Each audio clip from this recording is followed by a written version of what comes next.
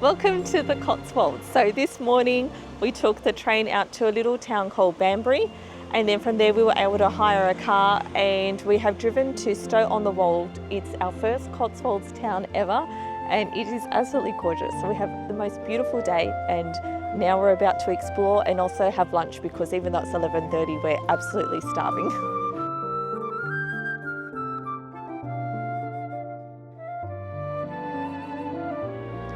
We commenced our Cotswolds adventure in the historic market square of Stow-on-the-Wold and were immediately charmed by the honey-coloured buildings that surrounded the square. I was particularly keen to see St Edward's Church. This building dates back to the 11th century, and in particular, this amazing door, which is called the Yew Tree Door, and it's surrounded by these gnarly old oak trees and looks like something straight out of a fairy tale.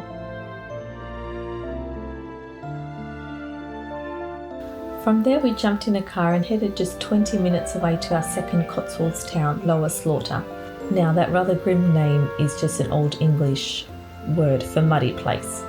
And you can see this beautiful stream that runs through Lower Slaughter. And this ended up being our absolute favourite village out of all the Cotswolds villages that we visited. And you can tell this because we have quite a lot of footage of this village, even though it's tiny, and then there's other larger villages that we visited where we didn't film as much.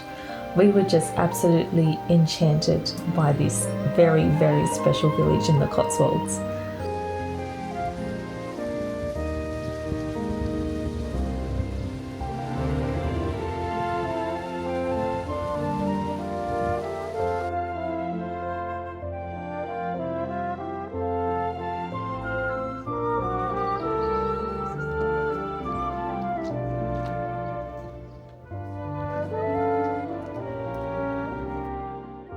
And it was here that my friend also found her future home. She's absolutely going to move here and live here one day.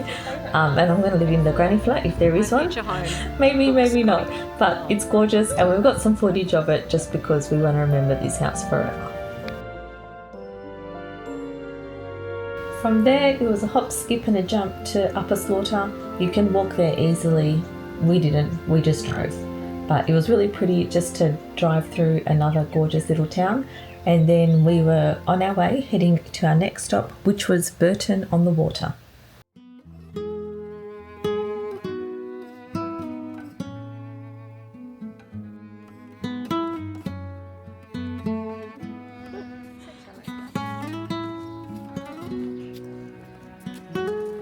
We were fortunate to have the most incredible weather on this day exploring the Cotswolds, and Bourton-on-the-Water was just heaving with people.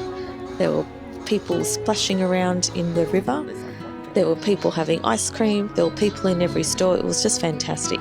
So we had a grand old time just exploring the village, walking down the different paths, stopping in little antique stores, eating some ice cream. It was just absolutely fantastic. It's known as the Venice of the Cotswolds, and I think you can see why when you look at this footage. It was so pretty and it was just really the best place to stop and just spend a relaxing afternoon.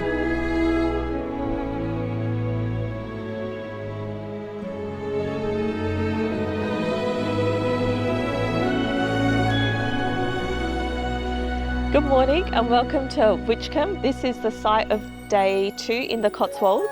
So we're starting here in this little market town and then we're thinking we might head across to some lavender fields and meadows about 15 minutes away, I think. And then from there we don't have plans. So we'll take you along with us and you can be with us as we walk around the Cotswolds and just discover what it has to offer.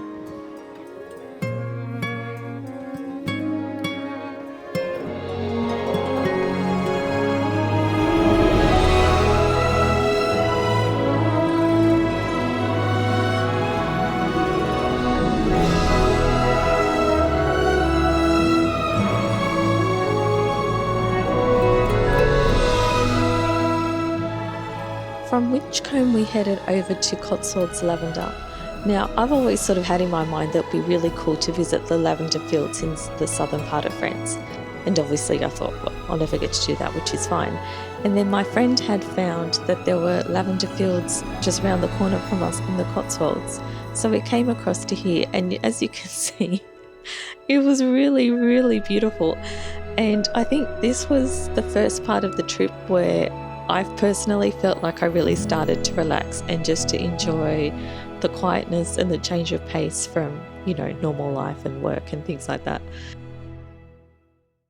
And so here the lavender covers about 45 acres of the farm that's here, and they have 35 different types of lavender. If you're like me, you thought maybe there was one type of lavender, but that's not the case apparently. And so we spent really a marvellous couple of hours here at the lavender farm, just walking around over the hills and sitting on the benches and just looking out over the rolling countryside and the lavender fields. It was really, really beautiful. So I'm standing in the middle of a lavender field in the middle of the Cotswolds. You can see it's super, super pretty. There's also meant to be a meadow, but it just doesn't seem to have flowered yet. But the lavender is out in full bloom, and they have different varieties. They've got like a dark purple, a medium purple, and then like a light creamy colour. It's just very, very beautiful here.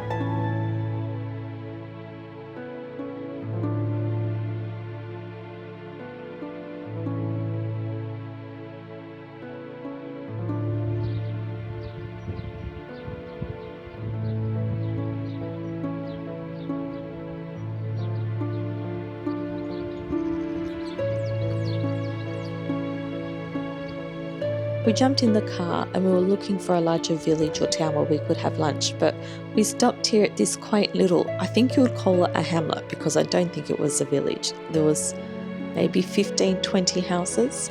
But again, it was really pretty and the gardens were incredible. I just don't think we really couldn't get over how picturesque the Cotswolds is. And everyone raves about it, but when you come here, you can see why.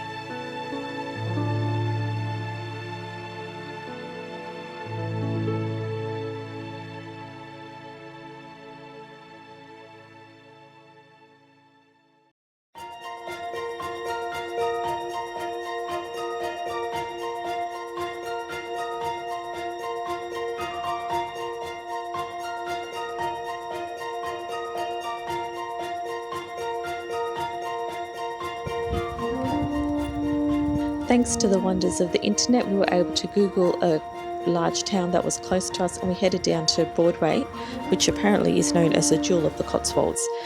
And this ended up being a great place for a lunch stop. Lots of shops, lots of things to have a look at and do.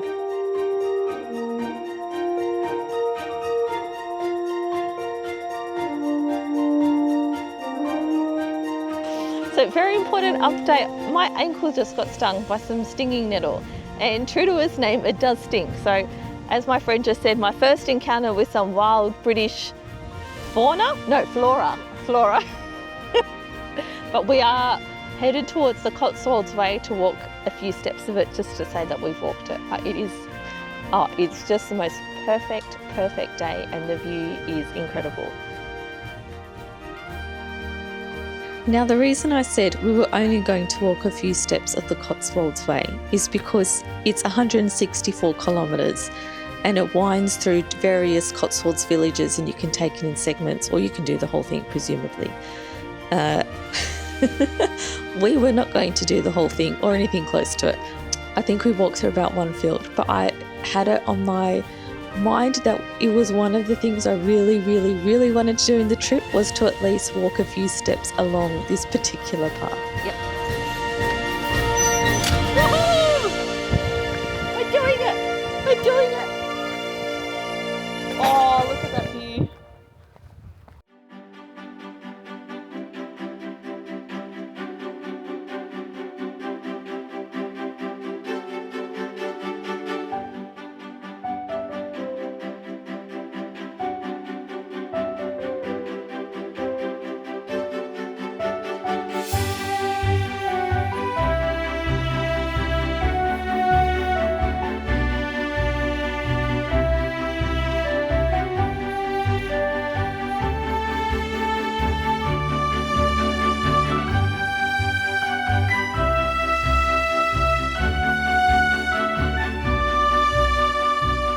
location that we joined the Cotswolds Way was here at Broadway, and specifically at Broadway Tower, which is right at the top of a hill, and you can see it from miles around.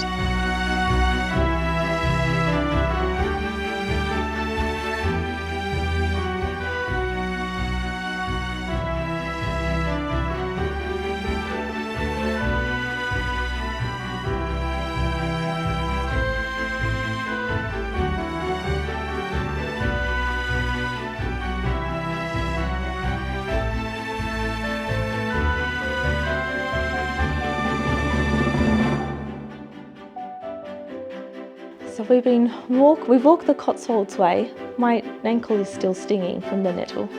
And then we still had some hours to kill in the afternoon, and we Googled what to do nearby, and we found this place, Chestletone House. It's a Jacobean manor. It was almost falling down by the time the National Trust purchased it in 1992.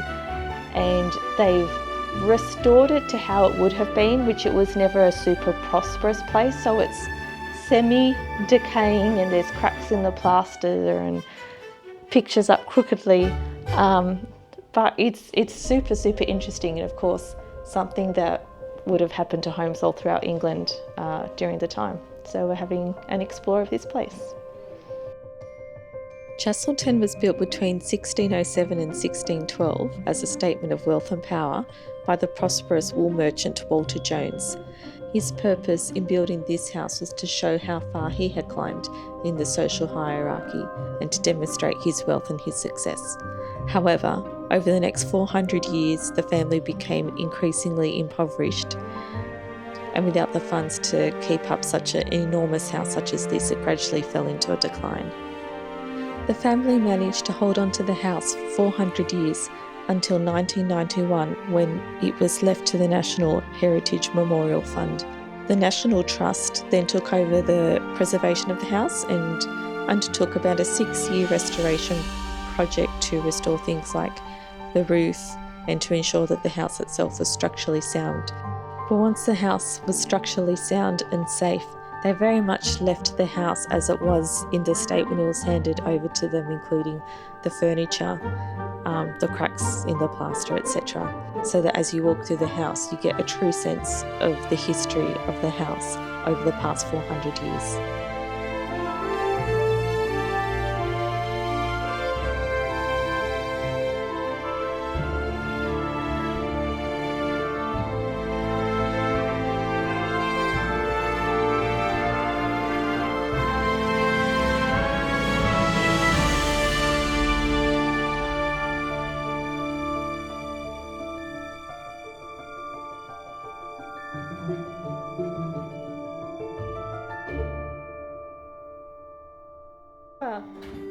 Ever felt like, well, I've never felt like a house would be spooky or anything like that, but this one kind of is. Because of the declining family fortunes, not much work was done on the kitchen, and in fact, when it was handed over to the National Trust in 1991, the kitchen was pretty much untouched as it was, and actually the last owner of the house, she had refused to use the kitchen and simply got a little kitchenette installed upstairs, and that's what she used. And when you see the footage of the kitchen, you can 100% see why she didn't bother going down and trying to use that kitchen.